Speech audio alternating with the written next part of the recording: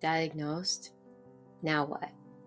If your child was just diagnosed with celiac disease and you're feeling overwhelmed, take a deep breath. You're not alone. And you're going to figure this out.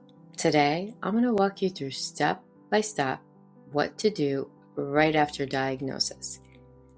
And welcome back to Little Tummy's Big Challenges. In our last episode, I shared our journey to diagnosis with Sophie. And today, we're going to talk about what comes next, because that moment right after diagnosis feels like a lot. First, what to do. And don't panic. Grab a notebook, write down all your questions, and speak to your healthcare provider. And just know, this is a process. I also want to say, I'm not a medical professional. This podcast is based on our experience and it's meant to support you, but not replace your doctor, your gastroenterologist, dietitian. So always reach out to your healthcare team with any questions. What is a gluten-free diet? Well, let's break it down in a simple way.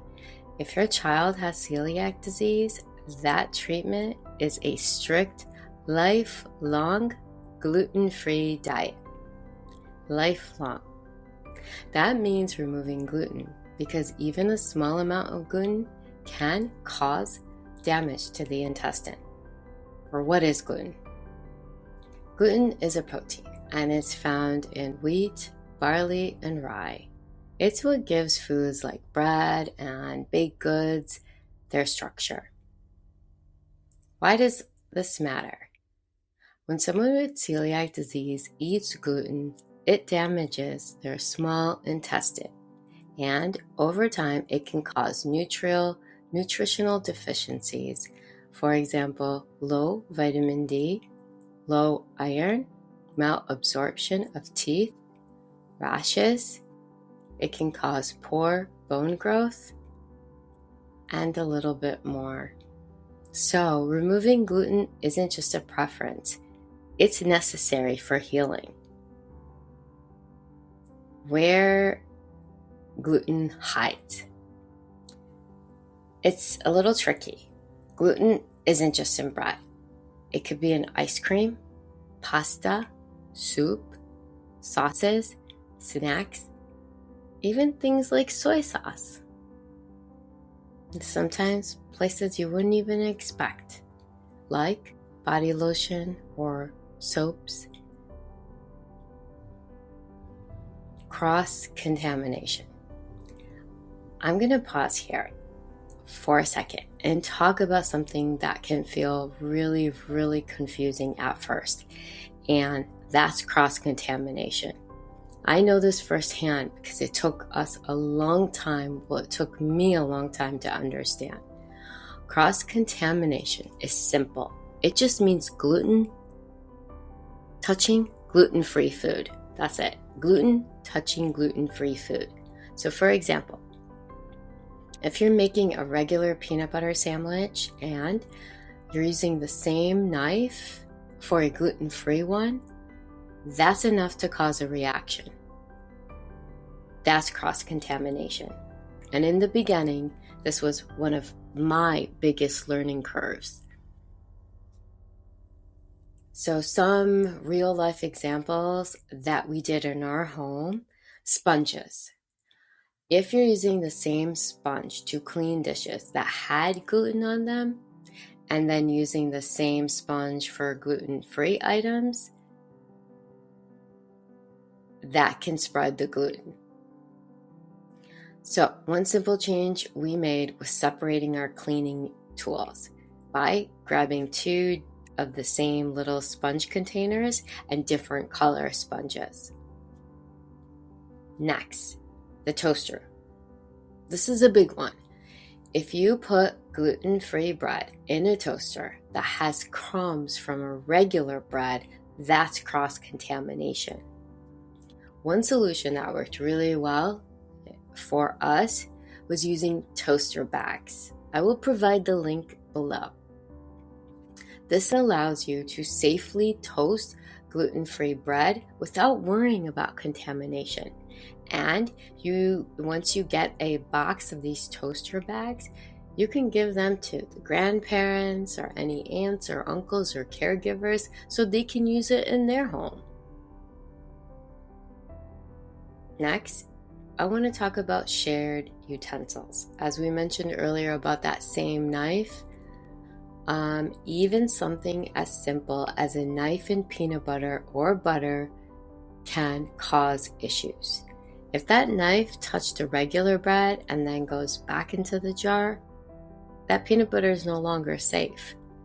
And I know this might sound overwhelming at first, but I want you to focus on this.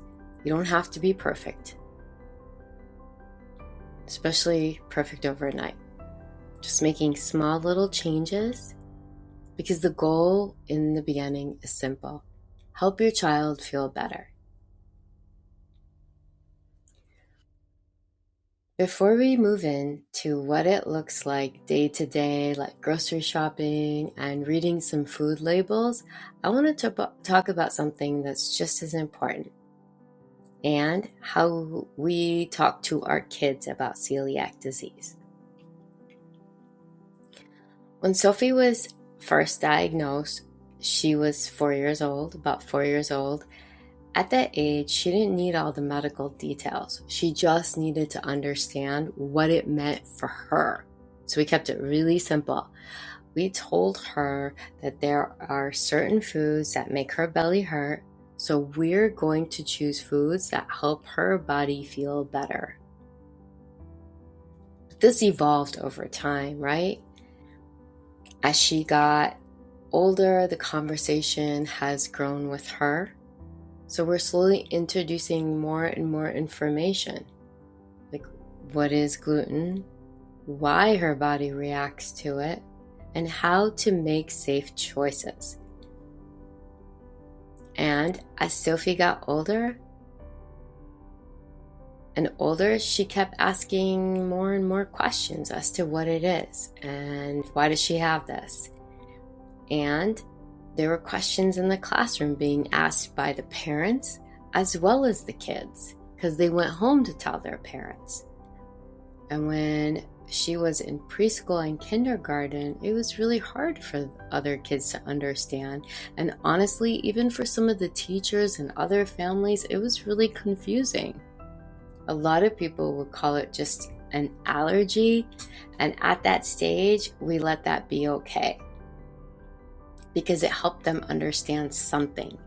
But as time went on, we realized this wasn't just about explaining it to Sophie, but it was about helping other people understand it too. So we slowly started opening that conversation, talking with the teachers, helping other families understand what celiac really is. And over time, things started to shift. Now that Sophie's in second grade, it looks very different. Her classmates are more aware.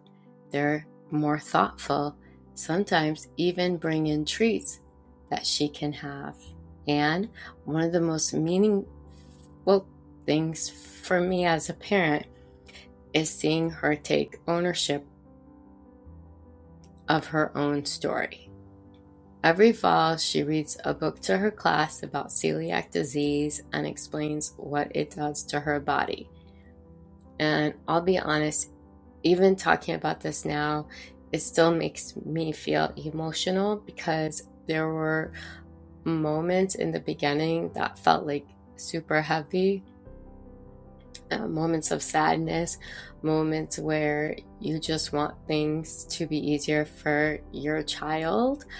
But when I look at where we are now, there's so much growth, there's strength, there's understanding, and truly there is sunshine and a rainbow on the other side of this. You know, one thing that really helped us was using books. It gave us a way to understand what was happening in a way that felt safe and relatable. And over time, we also started helping her learn how to advocate for herself. Even things like, I can't eat that, it will hurt my belly. So, and if you're in that stage right now where you're trying to explain this to your child, just know you don't have to be perfect. Just start simple. Meet them where they are and build from there. Because this isn't just about what they can't eat. It's about helping them understand their body and giving them more confidence to take care of it. And once you start building that understanding at home, the next step becomes a little easier, like navigating the grocery store and choosing safe food.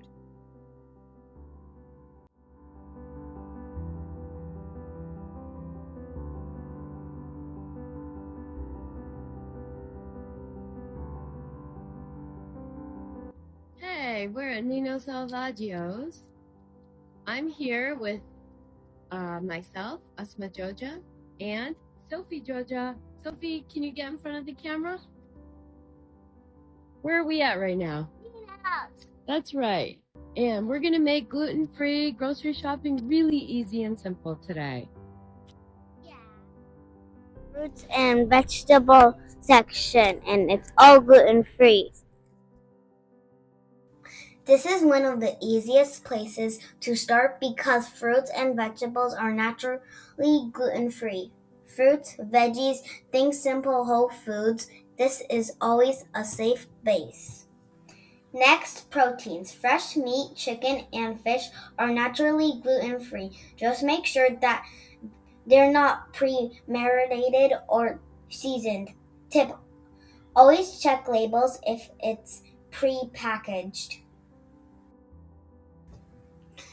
We found some chicken nuggets. They look good, but we can't find the label if it's gluten-free. So I'm just going to read the ingredients, and it doesn't say it's gluten-free. It has wheat flour, so I'm just going to put it back. Most natural cheeses are naturally gluten-free, but processed, shredded, and flavored cheeses can contain gluten additives. So anywhere you can find gluten-free and certified gluten-free products. We see right here, this is a box of some crackers, and we can see that it says certified gluten-free, which means it's tested to meet the strict standards. Certified gluten-free usually means less than 20 parts per million of gluten, which is considered safe. In the bread section, this is where things can feel really overwhelming. Most grocery stores have their gluten and their gluten-free bread separated, but just in case, you want to make sure you read the labels and watch for anything that's hidden. Next, we're going to head over to an aisle where the gluten-free bread is. And as you can tell, we're going to pick up and look at some of these different labels. There's certified gluten-free, and then there's just gluten-free. And there is sometimes grain-free and again gluten-free. These are all great choices if you're looking for it. Some of these are even favorites of Sophie's. Hey guys, this is my favorite pancake mix. It's King Arthur. I love it. I recommend it, and it's very good. So I think you guys should try it. As you can tell, some of these products are all baking products, Snyder's, grain-free, gluten-free, certified gluten-free. These are all great products. This is one of Sophie's favorite, which is a char pizza crust, and she recommends it for everybody. And she also loves the char cookies. They're chocolate dipped, and they're easy to take with you in lunches. Make sure when you're looking at sauces and seasonings, keep an eye out for wheat, barley, rye. Those are big ones to avoid. And as you can tell, we have another different label called grain-free. And that's also considered gluten-free. Hi, we're at the chips section, and my favorite place in the whole wide world. Now these are my chips that I love. My first top chips are this. As you can tell, this is certified gluten-free. Some of Sophie's favorite foods are macaroon, so she grabbed this. Turn it around, read the ingredients, everything looks great. but in very, very tiny print, we see it was processed in a wheat factory. Reading labels becomes really, really important. And over time, you'll find go-to foods your child loves, making things feel much more normal again. I remember the first time we came to the store after diagnosis, and it felt overwhelming, and now it's just part of our routine. So, if you're just starting this journey, take it one step at a time. You don't have to figure out everything out in one trip. What's coming next? In our upcoming episodes, we're going to cover things like how to create a safe gluten-free kitchen, navigating school and social situations, and how to support your child emotionally through it all. My call to you. If this resonates with you, I'd love for you to follow Little Tummy's Big Challenges and join me next time as we walk through how to set up a safe gluten-free kitchen, from pantry cleanouts to label reading, and how to navigate school lunches and everyday situations with confidence. Because you don't have to figure this out alone.